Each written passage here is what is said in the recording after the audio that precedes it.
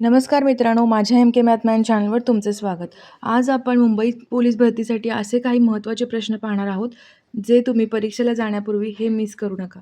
चला तर मग सुरुवात करूया. प्रश्न क्रमांक 9. 37 नंतर 43वी समसंख्या शोधा. आता हा प्रश्न 2026 मध्ये विचारला गेलेला आहेच. ज्या एक्झाम झालेल्या आहेत यापूर्वी त्यामध्ये विचारला गेलाय. याचं बऱ्याच जणांना सोल्युशन माहीत नाही, पण अगदी सोप्या आणि सिंपल भाषेत मी सांगणार आहे. 37 नंतर 37 प्लस 43 गुणिले 2 करतोय आपण, बरोबर? आता याचं उत्तर पहिला फाइंड करून घ्यायचं. काय येणार? 37 अधिक काय उत्तर येईल याचं? 123 येईल. आपल्याला काय पाहिजे? समसंख्या शोधा. म्हणजे आता ही आलेली विषम, म्हणून काय करायचं? -1 करायचं. आपलं उत्तर येईल 122. पर्याय क्रमांक 1. समजा इथे 122 आला आणि इथे समसंख्या पाहिजे, असं त्यांना समसंख्या पाहिजे. तरी पण काय करायचं? 122 आपलं उत्तर येईल. ओके. समजा इथे 122 आला आणि इथे विषम संख्या पाहिजे, तरीही आपण काय करणार? -1च करणार. ओके. म्हणजे -1च आपण करतोय. आपलं उत्तर जे आहे पाहून करायला लागणार. 122 पर्याय क्रमांक ए आपलं उत्तर असेल. प्रश्न क्रमांक 10. एक माणूस अपस्ट्रीमला 10 किलोमीटर प्रति तास आणि डाउनस्ट्रीम 18 किलोमीटर प्रति तास या वेगाने पाण्यात प्रवास करू शकतो. त्या माणसाचा संथ पाण्यातील वेग शोधा. आता प्रश्नामध्ये जेव्हा अपस्ट्रीम डाउनस्ट्रीम येईल, आपण लेक्चरमध्ये तर अपस्ट्रीम डाउनस्ट्रीम हा शब्दच वापरलेला नाहीये, तर मी हा क्वेश्चन घेतलेला आहे. आता अपस्ट्रीम म्हणजे काय? अपस्ट्रीम म्हणजे विरुद्ध दिशेने, प्रवाहाच्या विरुद्ध दिशेने. डाउनस्ट्रीम म्हणजे काय? प्रवाहाच्या दिशेने. प्रवाहाच्या दिशेने म्हणजे u प्लस व्ही असतोय. प्रवाहाच्या विरुद्ध दिशेने म्हणजे u मायनस व्ही असतोय. तर एक माणूस 10 किलोमीटर प्रति तास, अपस्ट्रीम 10 किलोमीटर म्हणजे u मायनस व्ही किती दिले? 10 दिलेला आहे आणि u प्लस व्ही किती दिलेला आहे? 18. तर त्या माणसाचा संथ पाण्यातील वेग काढा. आता इथे काय करतोय आपण? संथ पाण्यातील वेग काढताना काय करतोय? संथ पाण्यातील वेग बोटीचा असू दे किंवा माणसाचा असू दे, काय फॉर्म्युला आहे? Half u plus V u minus V. आणि जर प्रवाहाचा वेग असेल तर इथं काय होणार? मायनस होणार. आता हा संथ पाण्यातील वेग आहे म्हणून इथं काय झाला? u plus V plus u minus V. आता हाफ u प्लस व्ही किती आहे? 18 आणि u मायनस व्ही किती आहे?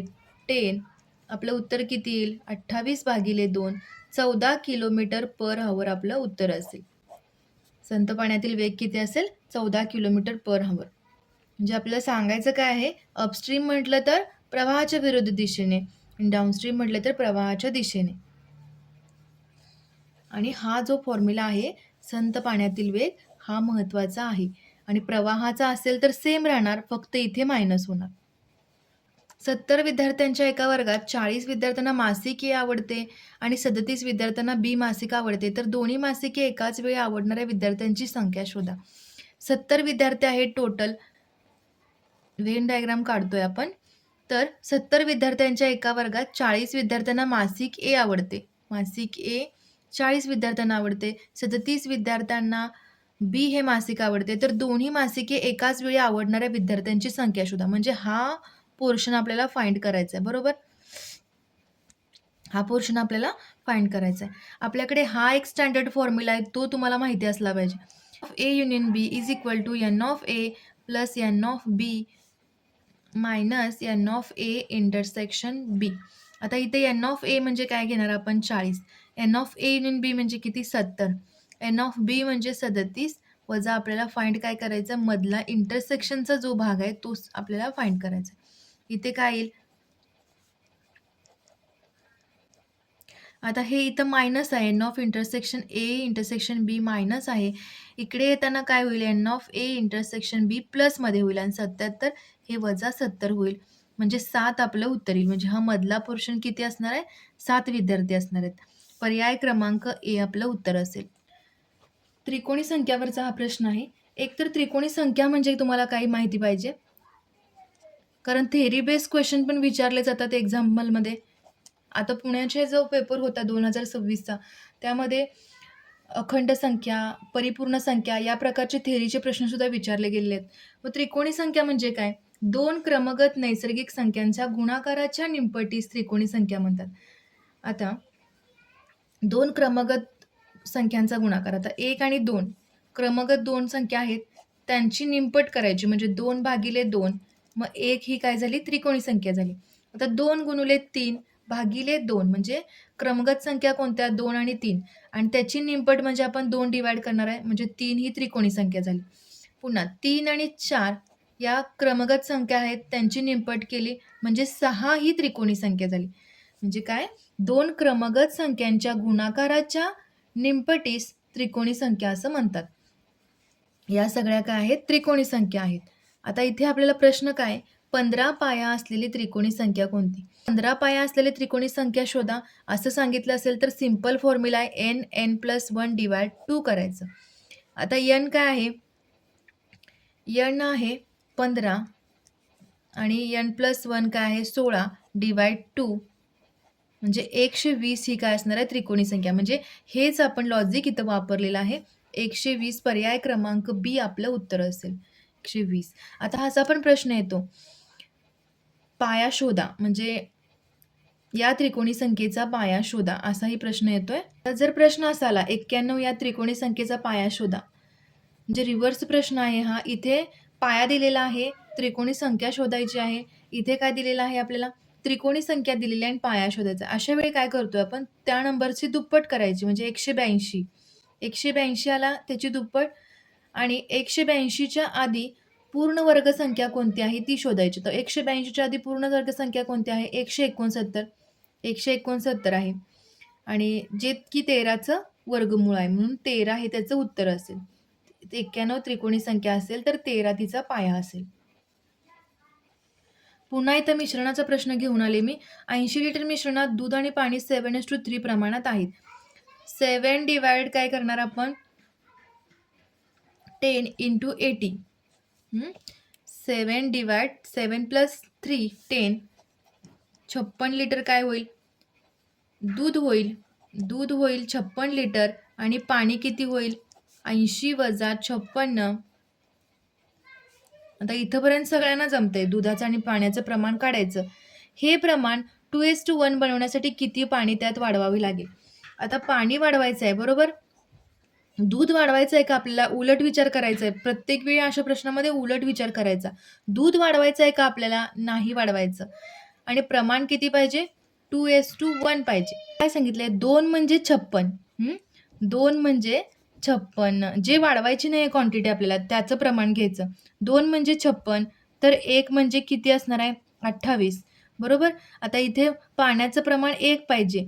मग हे 28 किती लिटर पाणी ॲड करावे लागेल? हे 28 - 24 4 लिटर पाणी आपल्याला ॲड करावे लागेल. पर्याय क्रमांक बी आपलं उत्तर असेल. आता ट्रेनवरचे जे क्वेश्चन आहेत ते सिंपल क्वेश्चन तुम्हाला माहीत आहेत. विरुद्ध दिशेने रिलेटिव्ह स्पीड काढायचे. त्या प्रश्नांची तयारी तुमची आहेच. आता इथे काय बघतोय आपण? ताशी सरासरी 45 किलोमीटर वेगाने जाणारी एक ट्रेन निर्धारित ठिकाणी निर्धारित वेळेत पोहोचते. जर ती ताशी सरासरी 54 किलोमीटर वेगाने गेल्यास निर्धारित वेळेपेक्षा 20 मिनिटं लवकर पोहोचते तर तिने कापवायचे अंतर किती? आता अंतर किती असणार आहे? x घेऊया बरोबर? अंतर x घेऊया. आता इथं वेळ किती दिलेला आहे? वेळ दिलेला आहे 20 मिनिटे. आपल्याला वेळ कशात पाहिजे? तासामध्ये पाहिजे कारण अंतर किलोमीटरमध्ये दिलेलं आहे. वेगसुद्धा किलोमीटर पर हॉवरमध्ये दिलेला आहे. म्हणजे किलोमीटर पर हॉवर म्हणजे काय आपल्याला हॉवर्समध्ये ज्यावेळी आपण वेळ करतोय त्यावेळी किती होणार? 1/3 येईल याचं बरोबर? 20 / 60 करणार 1/3 आला. आता x एवढं अंतर 45 या वेगाने गेलं म्हणजे हे x हे अंतर 45 वजा काय झाला? हा वेळ झाला. म्हणजे हा वेळ किती? समजा हा 80 असेल तर पुढचा वेग 60 असेल आणि त्यांचा डिफरन्स 20 असेल. म्हणून x डिवाइड 45 x डिवाइड 54 बरोबर काय येणार? 1/3. हे इक्वेशन इथं मेन आहे. बरोबर आहे? आता तुम्ही असं घेऊ शकत नाही एक्स डिवाइड 54 असं घेऊ शकत नाही. कारण हा पूर्ण काय असणार आहे, वेळ असणार आहे. हा वेळ जो लागणार आहे 45 किलोमीटरने ज्यावेळी जाईल आपण त्यावेळी वेळ आपल्याला जास्त लागणार आहे. 54 किलोमीटरने गेल्यावर कमी लागणार आहे. त्यामुळे एक्स डिवाइड 45 पण सुरुवातीला घेतोय. आता इथे तिरकस गुणाकार करा. 54x - 45x divide 45 into 54 1/3. आता हे 45, 54 इथे घेऊया. 54 डिवाइड 3 होईल आणि हे किती होईल 9x होईल. 54 वजा 45 9x होईल. आता एक्सची व्हॅल्यू काय येईल 15 गुणुले 54 आणि हे 9 इकडे गुणुल्या इकडे येताना काय होईल भागिले होईल. 9 सक 54 म्हणजे 90 किलोमीटर आपलं उत्तर असेल. अंतर किती आलं 90 किलोमीटर. पर्याय क्रमांक ए आपलं उत्तर असेल. अशी जर व्हेन डायग्रामचा क्वेश्चन समजला नसेल तर अजून हा दुसरा प्रश्न आहे. एका कुटुंबात 14 व्यक्ती आहेत. व्यक्ती किती आहेत 14. त्यापैकी फक्त 5 व्यक्ती चहा पितात. चहा पिणाऱ्या व्यक्ती 5 आहेत. 8 व्यक्ती चहा व कॉफी 8 व्यक्ती पितात. इतर व्यक्ती कॉफी पितात तर कुटुंबातील कॉफी पिणाऱ्या व्यक्तींची संख्या किती? व्हेन डायग्राम काढू यायची. आता चहा पिणारे 5 आहेत. कॉफी पिणारे आपल्याला काढायचे आहेत. कॉफी पिणारे किती आहेत ते काढायचे आहेत. व्यक्ती 14 आहेत आणि चहा आणि कॉफी जे मधले आहेत ती किती आहेत 8 आहेत. म्हणजेच 14 वजा हे 5 आणि 8. चहा पिणारे किती असणार आहेत 5 अधिक 8 किती हे चहा पिणारे 5 आणि चहा व कॉफी पिणारे 8. हे जेव्हा आपण वजा करतोय त्यावेळी किती आलं 1 आलं. म्हणजे एक जो आहे व्यक्ती असणार आहे फक्त कॉफी पिणारा असणार आहे. एक जो व्यक्ती आहे तो फक्त कॉफी पिणारा असणार आहे. मग इथं प्रश्नामध्ये काय विचारलंय फक्त कॉफी पिणारे विचारलंय तर कुटुंबातील कॉफी पिणाऱ्या व्यक्तींची संख्या किती? मग इथले 8 आणि हा 1 म्हणजे 8 अधिक 1 9 व्यक्ती काय असणार आहेत कॉफी पिणारे आहेत. पर्याय क्रमांक ए आपलं उत्तर असेल. प्रश्न क्रमांक 16. एका बँकेतील ठेवी जर 5 वर्षात दुप्पट होतात तर त्याच व्याजदराने ठेवी किती वर्षात 8 पट होतील?